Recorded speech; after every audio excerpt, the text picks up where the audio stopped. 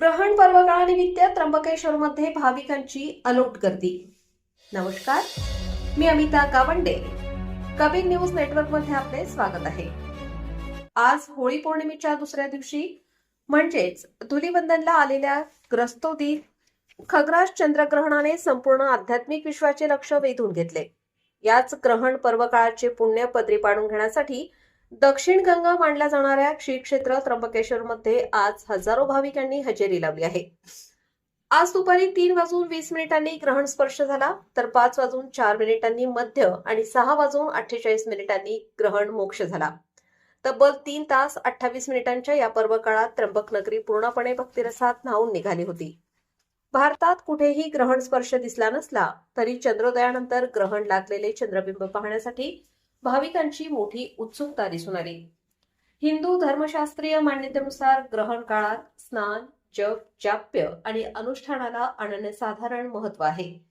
याच श्रद्धेतून शेकडो भाविकांनी कुशावर्त तीर्थाच्या पवित्र पाण्यात उभं राहून तर काहींनी ओवऱ्यांमध्ये बसून मंत्रांचे पुरश्चरण आणि पोथी वाचन केले। भगवान त्र्यंबकेश्वराच्या दर्शनासाठी देखील भाविकांच्या लांबच लांब रांगा लागल्या होत्या। विशेषतः महिला भाविकांनी मंदिराला प्रदक्षिणा घालत ध्यानधारणेवर भर दिला। दरम्यान विश्वशांतीसाठी भगवान त्र्यंबकेश्वराची विशेष महापूजा ग्रहण काळात संपन्न झाली। वंशपरंपरागत पूजक डॉक्टर सत्यप्रिय शुक्ल यांनी ही पूजा केली, तर अनेक सहकाऱ्यांनी या सेवेत सहभाग नोंदवला। अभिषेकानंतर पिंडीवर सप्तधान्य पूजा मांडण्यात आली आणि देवांना नूतन वस्त्रे परिधान करण्यात आली। या सोहळ्याची मुख्य आकर्षण ठरला तो म्हणजे मंदिराच्या प्रांगणात झालेला पालखी सोहळा।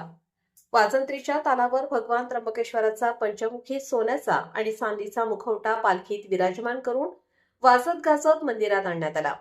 यावेळी देवस्थान ट्रस्टचे विश्वस्त कैलास खुले, मनोज थेटे, प्रदीप तुंगार, प्रशासकीय अधिकारी समीर वैद्य, उदय पाटील, विजय गंगापुत्र, ओंकार आंबेकर, MSFचे राजाराम आव्हाड, आनंद पाटील, विजय शिंदे, आनंद मोरे आदी उपस्थित होते। ब्रह्मा, विष्णू आणि महेश यांचे प्रतीक म्हणून एक सोन्याचा आणि 2 चांदीचे मुखवटे पिंडीवर ठेवून महाआरती करण्यात आली। ग्रहण सुटल्यानंतर भाविकांनी पुन्हा कुशावर्त तीर्थात स्नान करून दर्शन घेतले। भाविकांच्या गर्दीने संपूर्ण त्र्यंबक नगरी आज गजबजून गेली होती।